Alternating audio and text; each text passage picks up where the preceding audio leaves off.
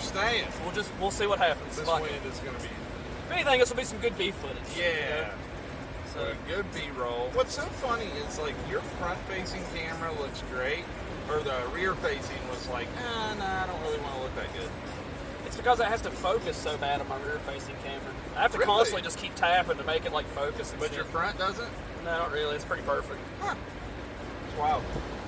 I mean, like, that looks really good. Yeah, that looks way better. So from now on, you know, if you go do a pig hunt by yourself, front face. I probably should use front-facing camera. Yeah. From now on, you just I'll know. just film my face going through, like, Look like at all Blair these Witch figures. style, you know, like... Well, in our case, it's, fuck, there's nothing here. No! Distribution problem. That's what they say on the major wrestling figure podcast. Oh. They always go, distribution problems. Or have they tried going out right now? Well, like, because I'm in, like, fucking, like, 5-figure groups now. Yeah. And everybody's posting the same shit. They're like, dude, my Walmart ain't had shit for weeks. And it's just like, What do you yeah, I expect? mean, it's probably not going to have shit for weeks. I Yeah. mean, nobody can really ship anything. And when you can, like, you're not getting full orders. Like, That's the truth. All right, here's the test, Daggs. oh, shit. I'm not touching it. It worked. It stayed? Yeah. Hell yeah. That's pretty impressive. $12, baby. $12. Thank you, China. China ain't all bad. China doesn't only give you COVID. They also gave us Jackie Chan. It's pretty fucking- Very true. I mean, I'm a fan of the Kung Flicks. I'm a fan of the Chan. I'm a fan of the Chan, son. I am a Like, Chan. I like Kung Flicks. What can I say? I am a Chan fan.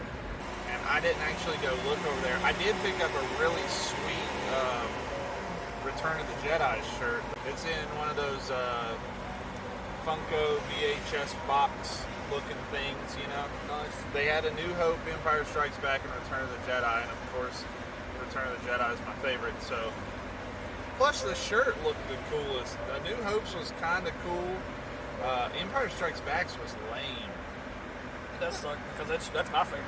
Empire? Yeah, I mean, Empire's Okay. my favorite movie. Empire is not my favorite. In fact, I'm Empire a little partially biased to it though, because I found out that one of the writers is from West Virginia. Yes, sir. So to know that there's some West Virginia love inside the Star Wars universe, you know, immortalized, it's pretty cool. I think for original trilogy, that goes down for me.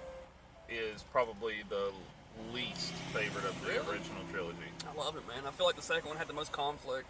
Return of the Jedi was by far my favorite. A New Hope is great because it set everything up Oh yeah. and did well. Empire I felt like, had you taken out the "No, I am your father" moment, is that movie gonna stand up? You know what I mean? It's still good. Like, a lot of people are going to look at that and say that, "No, I'm your father," that's like the moment. And then Han getting frozen in carbonite. That's what I was going to say. Is like, I mean, yeah, the "No, I'm your father," like, that part's awesome. That's the line. But like at the same time though, like the whole movie was good because it was a build up to that point. Yeah. And then like it left you on such a cliffhanger. Like I like it when you're kind of left on a bit of a cliffhanger like that. Like it almost left you feeling like, you know, could the third movie, could they lose? Is it possible? I mean, you know, you kind of, obviously it's a movie, you're not really going to see the good guy lose, especially probably during this time frame. Maybe I'm wrong, I don't know. I don't have a huge cinematic history or knowledge of cinematic history. I got a pretty But, good one. but I feel like it kind of left you wondering, like, what's going to happen here, you know? And it asks so many questions, like, is Vader going to turn good since that's his son? Is Luke going to turn bad since that's his father? Like, what's going to happen?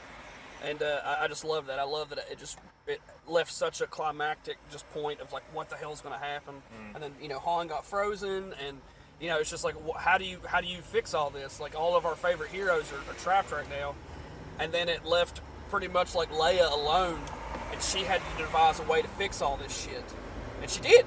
Yeah. Which was cool. Like, so like that's why I liked it, because I felt like it was the thing that set up for them. Had that movie, or had the middle movie not been so like, you know, defeating for them, it wouldn't be so triumphant in Return of the Jedi. Because I do love Return of the Jedi, because one of my favorite scenes is when Luke finally confronts him, and like he's just playing coy, like that they captured him, and really he's just like, you know, I'm confident in my skills. I'm not as strong as I could be, but I know I'm strong, and I can win. I can do this.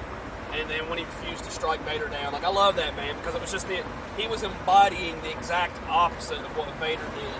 You know, like not Vader necessarily, but he was being like the ultimate good guy. You know. Yeah. And had it not been so crazy in the movie before, I don't think that moment would have been so awesome, because that's one of my favorite moments of all time in the movie series, even though the second one's my favorite movie.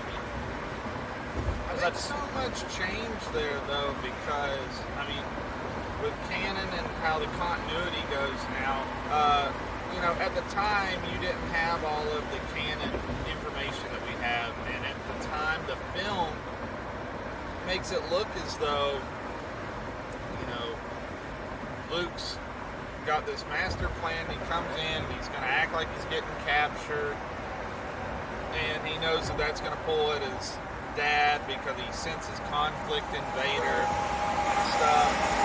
Wow, thanks for ruining the shot, man. With Return of the Jedi, he makes it seem as though he's going to go in and just get captured, but then you find out, you know, later on, between Legends continuity and then in like new continuity, how much Palpatine and Darth Sidious himself could sense in people. I don't buy for a second that Sidious bought Luke's just letting himself be captured. I think his hubris and the fact of how confident he was that he was going to turn Luke, that he was more powerful than Luke, that he was going to be able to turn him. I don't actually think that Sidious believed that Luke was just going to turn himself in. We don't have to think. I gave it to you in the movie. That's true. That's what he thought. And I think Sidious knew that he was essentially setting Luke up, as opposed to Luke setting the both of them up. See, this is kind of what I'm not like really taking a shot at you or anything, but this is kind of what I was pointing back to a few weeks ago. We were talking about I hate Star Wars fans that try to rewrite the fucking movie. Yeah. It is what it is, right? Like, I get that, like, Sidious is like, none of this makes sense. If you watch the Clone Wars, Sidious is such a badass, blah this, blah that. I get it, man, but I mean, like, it's Star Wars. It's not Sidious as a badass. Shit, look at the new like, continuity. I mean, they still brought him back. I mean, he's still a badass. He's still strong as shit. But, I mean, I like to look at it like he wasn't dumb. He was just overconfident. Yeah, He was full of himself. Man, we got this in the bag. And then, you know, because of that, because he was like, I pulled Vader, I know I can pull Luke. This will be easy. His ego's what destroyed him all three times. And so, like, that's what I think's fair to believe. Is it's just like he gets arrogant. Like in the original he trilogy, gets full of himself. Yeah, it's his hubris.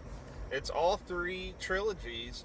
Each time Sidious gets destroyed, it's his own doing. They shouldn't have brought him back in this last one. Now, to me, the ultimate villain in cinema history is Darth Sidious. I absolutely love Darth Sidious, and I love Ian McDiarmid. Oh, dude, a lot of people do, man. A lot of people love. So I do love that they brought him back. Do I think it was necessary? No. But am I happy that they did? Kinda. I wish they would have done something not as lame. I think it was very anticlimactic. It was, because you already knew. It's not like Sidious was going to win. Right. You know, you automatically knew they brought him back in as a plot device. And then he obviously gets killed. So it's not like you watch that film going, he's going to get Rey this time. Right. We didn't go empty-handed. No. Also, really like horror movies and stuff. For some reason, this particular Target has like a back aisle that seems to always have shit that's like, not necessarily hard to find, but you don't see it everywhere. You know, like you kind of really got to look for it. And, that guy literally almost clipped that. It was so close. Yeah, that dude was even looking like, or the girl was even looking like, what? That son of a bitch. Like, I don't think he's going to make it. Like, I wish you would have, motherfucker. I wish you would have. I wish a bitch would. Almost did. Right. We got one of these, though. A little bit there. It's the, what is that? The Toonie Terrors? Yeah, move Pennywise. my pine trees. Nah, it's fine. Fuck it. I'll do it in front of it. There you go. The Toonie Terror. Pennywise. It's for the wife. She loves fucking Pennywise, man. And she liked the new Ep movie but she still doesn't like it as much as the old one because she's a huge Tim Curry fan. I'm a huge Tim Curry fan with her, but I definitely prefer Bill Skarsgård. When I think of Tim Curry, like one of my favorite, I think a couple of my favorite roles that I think of is, wasn't it him and Dunstan Checks In? I think so. That he played like that crazy clerk that was always like trying to like, I guess, like prove that there was a monkey in the hotel, and everybody's like, "You're crazy, there's no monkey in this hotel." I love that. I love him in Clue. Fucking Clue's hilarious. Man, I forgot Dunstan Checks In. I remember watching that movie when I was a kid. I watched it on repeat, dude. I thought a bunch about like dumb movies from when we were kids, and I was like, I don't remember the title of some of them. That's one because I remember a monkey in a hotel. Dunstan Checks In, brother. It was a great movie. Dunstan Checks In. So, add that to the watch list. Right. You're welcome. Yep. So we also found Nightmare on Elm Street. What is this? 2 actually. Freddy's Revenge. Yep. Such a gorgeous figure. I am absolutely in love with NECA. NECA just does it right, man. Like they really do it right. And then my all-time favorite slasher. Even though I technically haven't seen the recreation of the movie. It's good. I bet it is. Part of me has been apprehensive about it because I like the old one so much. No, it was good. But I wanted to get this anyway because I feel like this figure just looks better than the other ones. Let's wait till you see the new one to see some of the... Right. Yeah. Halloween. Beautiful Michael Myers figure. Lights up Pumpkinhead. Yeah, this part of the movie's great. You're going to love that. It's brutal. There's the back scenes and stuff. Do you remember what his character's name would have been? It's not Tim Curry, but I'm wondering who you're thinking of was Tim Curry. In Dunstan Checks In? Yeah. Do you have a list there? Yeah. Robert Grant. Can I see it? Yeah. No. I wonder if you're thinking of Paul Rubens. Maybe it was Paul Rubens. I could have swore it was. Because he seems like the type that would be like a zany hotel clerk that's like, there's no monkey in here. Maybe I'm getting some movies mixed up because I've not watched. I can't look at my phone because it's right there recording us. That's true. Maybe it wasn't him. Dunstan I guess it was Paul Rubin that was the bad That guy. is on the list. Tim Curry for me is immediately Home Alone 2, Lost in New York.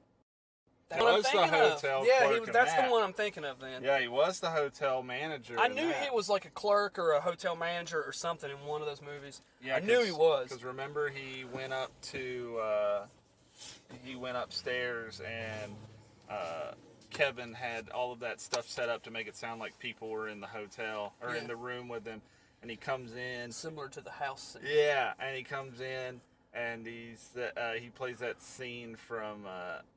what was the fake movie they made for it? Angels with Dirty Wings. Or something Angels like with Dirty Wings. And keep the change, you filthy animal. He says, "Tell me you love me," and Tim Curry's like, "I love you." And he says, "Now get down on your knees and tell me you love me." On your knees.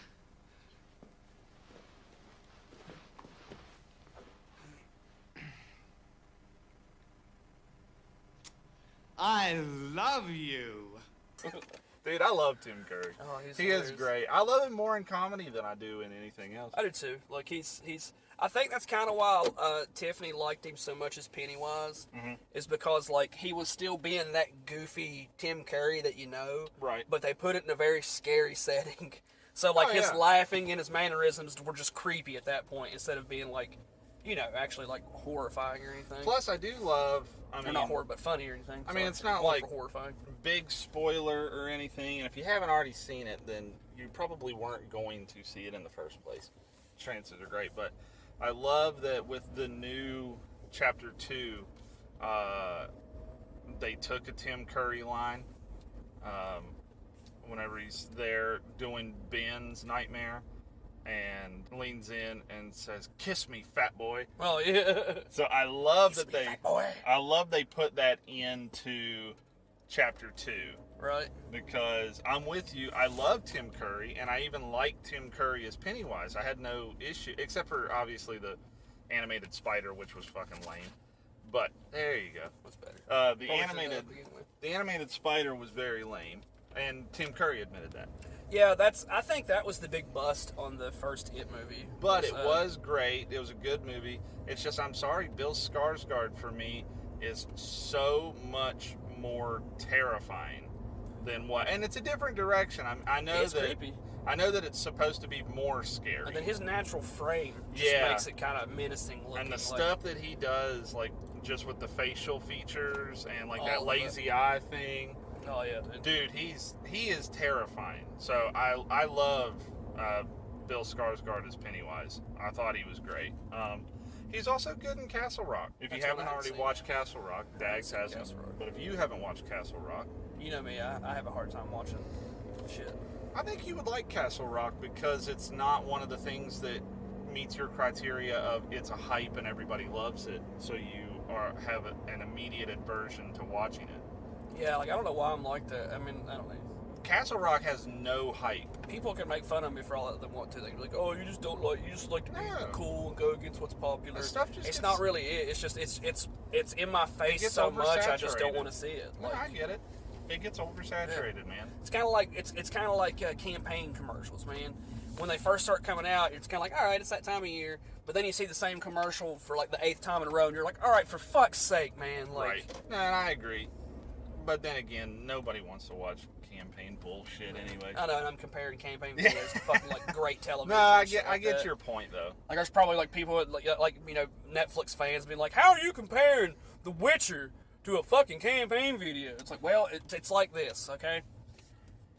You're talking to somebody and they're talking about how this guy's the best presidential candidate possible, okay? And they keep telling you, and I'm telling you, man, you need to vote for this guy. You need to vote for this guy. You need to vote for this guy. And then you have other people saying, I don't know, man, he's not that good. And then you're stuck in the middle of, I don't know what to decide on now. That's how these TV shows hit me, because you got like one guy like this guy saying, oh, you need to watch it, it's amazing. Then you got another friend saying like, oh, it's alright, wasn't as good as it's hyped up to be. And then they kind of argue about what was good and what wasn't good. And then the guy that says it's great hears out the guy that said it was bad, and then kind of starts being like, hey, I kind of get it, yeah, it wasn't all that great. And then the guy that thought it was bad was like, well, that part was really good. It's just, I don't fucking care about that point. Like, I'm done. I'm just bitching at this point. You know, I haven't even finished The Witcher. I ain't even started it. I watched 2 minutes of it, was bored. Like I was like, it's good. I'm the bulk of the way through it. I'm not to the end of it yet, but I think I got probably like 2 episodes left. I didn't even finish the video game. It's been I think I've done all 3. Pretty sure I have. I definitely remember 3. I don't remember 2 that well, and 1 I remember playing. So. But I for sure have done 3.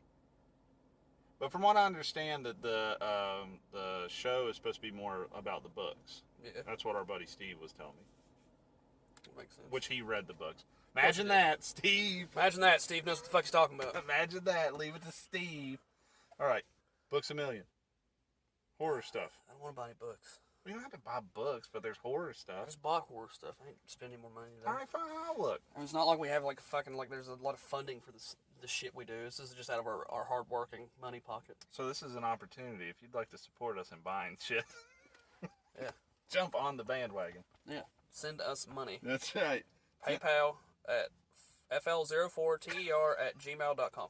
Yep. That's it. We take donations. We do take them. All right, let's go see some toys.